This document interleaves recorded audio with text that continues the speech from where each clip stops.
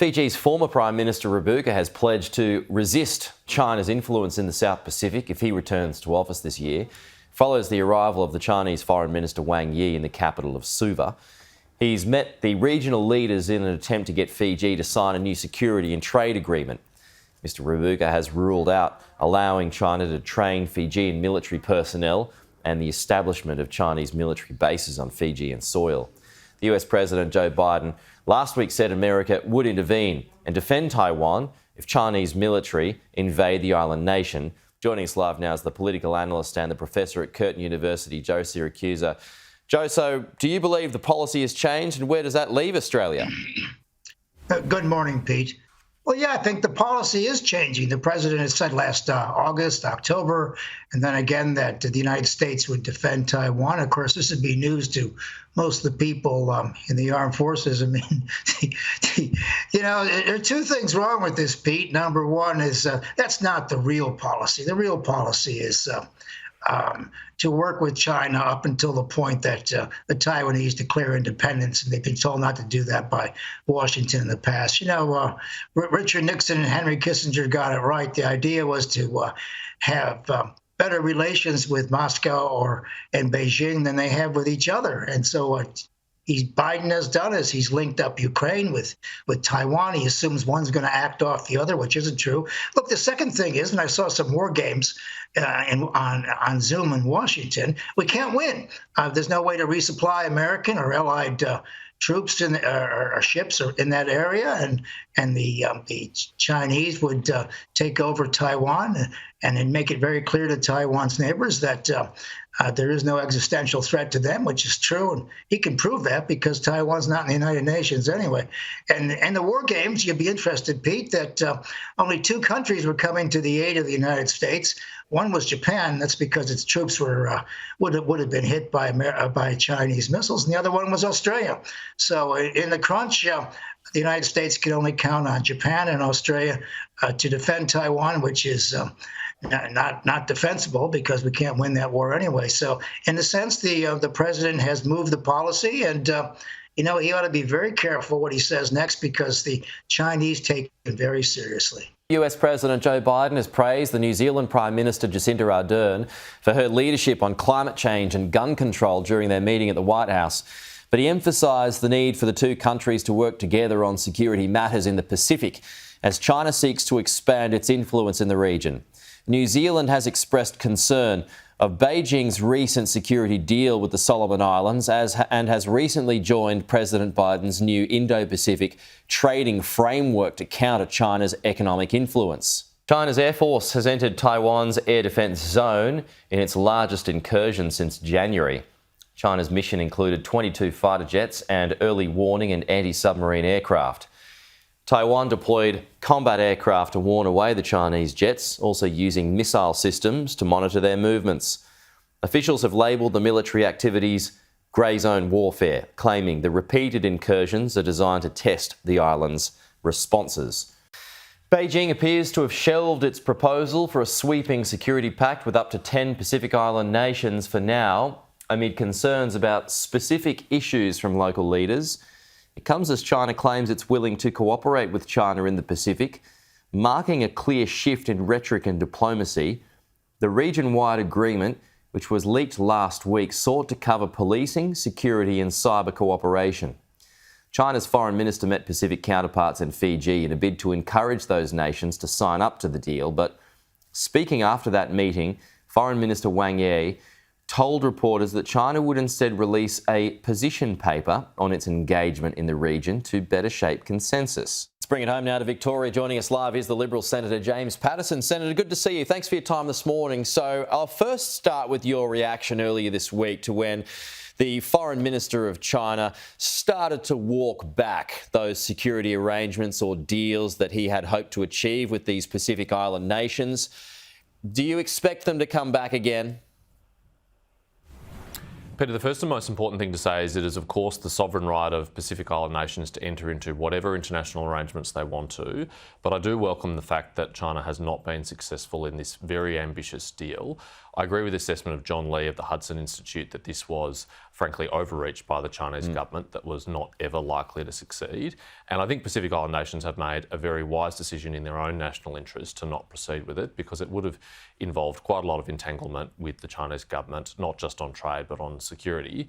I don't doubt, though, that the Chinese government will continue to pursue these, and they will probably continue to pursue them at the bilateral level if they're not successful with an ambitious multilateral agreement like this, and we need to remain on guard. Russian oligarch Roman Abramovich has completed the sale of Premier League football club Chelsea to the American businessman Todd Boehly.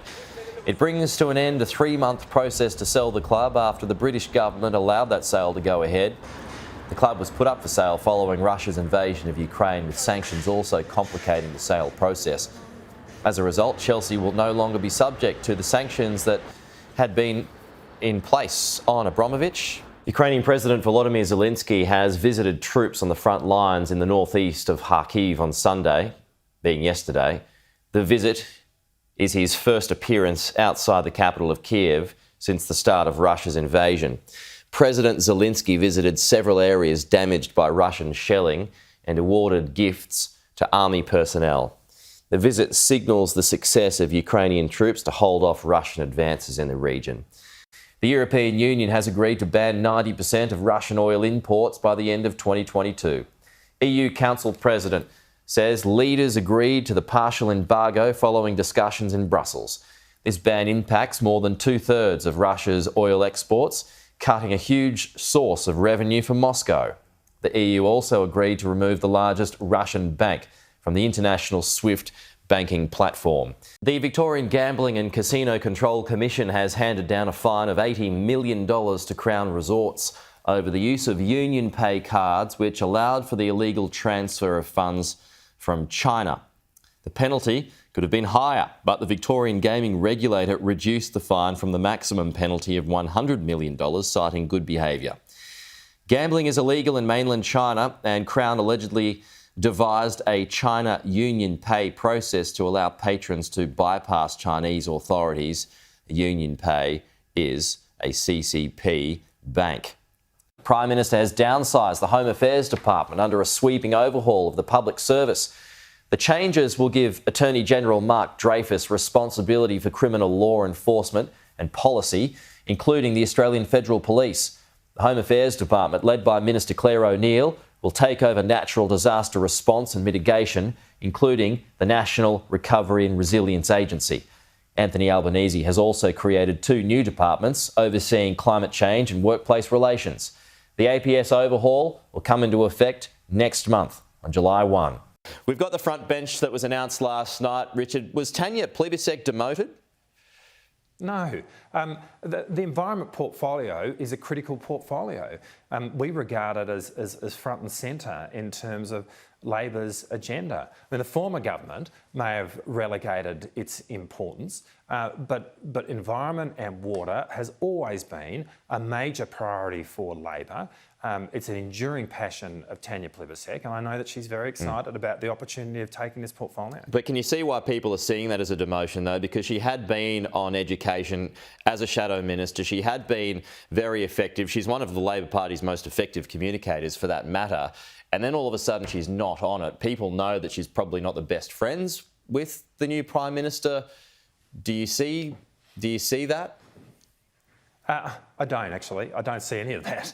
Well, what I do see, I completely agree with the fact that Tanya Plibersek is one of our very best communicators. She is a fantastic performer. I completely agree with that.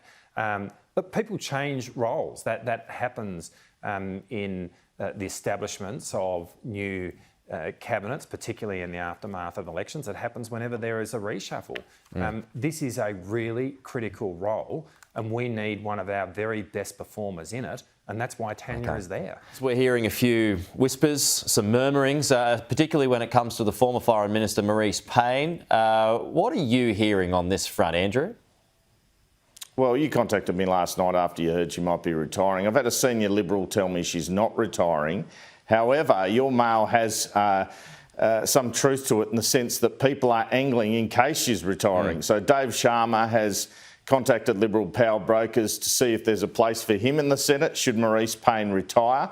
Who knows? She might retire, but maybe not for a year or two. And of course, the Senate, it doesn't cause a by-election. But Dave Sharma's being a bit hopeful here, I think, because apparently the feeling amongst the power brokers is you'd have to replace her with a woman if she were to depart. Right. There is a feeling, though, that Dave, he was a rising star of the party. He got the hospital pass from Scott Morrison and lost his seat. Do they make room for someone like that who has a long and pretty good future with the party? The problem they've got is there's not much room, and there's not much room for blokes. They've only got 7 women in the House of Representatives. It's quite extraordinary. The Liberals have 7 women in the House of Representatives. Anthony Albanese has 10 women in his cabinet. What a contrast. Joining us live now is the Deputy Liberal leader, Susan Lee. Susan, I knew you were going to get it when we spoke a week ago. Congratulations. The work begins.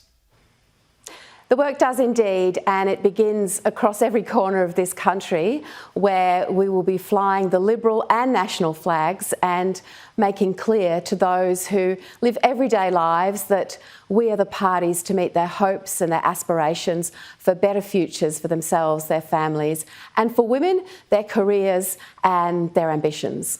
New South Wales has become the last state in the country to ban lightweight single-use plastic bags. The ban, which comes into effect today, covers plastic bags that are less than 35 microns thick. Less than. While thicker, reusable bags will still be allowed. Biodegradable bags are included in the ban because they only decompose when sent to specialised facilities.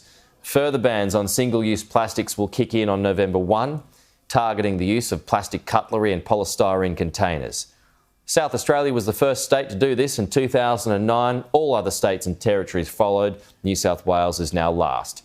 AGL Energy is set to dump long-running plans to demerge its coal-focused generation business, with Chief Executive Graham Hunt and the Chairman Peter Botten expected to leave the company.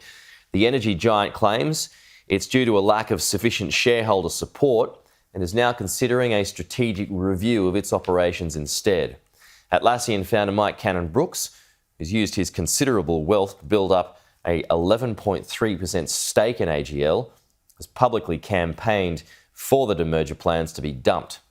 He has floated a proposal for the company to phase out coal by 2035 and make green loans available to customers to switch households to 100% renewable electricity.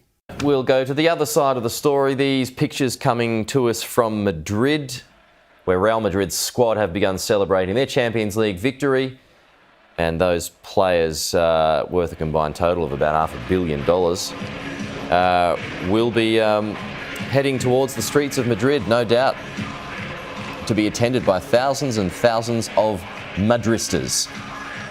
South Korean boy band BTS has arrived at the White House and is set to meet President Joe Biden to discuss Asian inclusion and hate crimes across the United States. The group's visit came days after Mr. Biden's return from his first trip to Asia as president, where he met with South Korea's newly elected president. The K-pop group joined Press Secretary Karine Jean-Pierre at the press briefing. They will join President Biden in a discussion about Asian inclusion, representation, and diversity, as well as addressing an anti-Asian hate crimes and discrimination. As many of you know, the president has led a historic whole-of-government approach to combat racism, xenophobia, and intolerance facing ANHPI communities. BTS has spoken out over anti-Asian hate crimes in the country, including shootings at 3 Atlanta spas last year.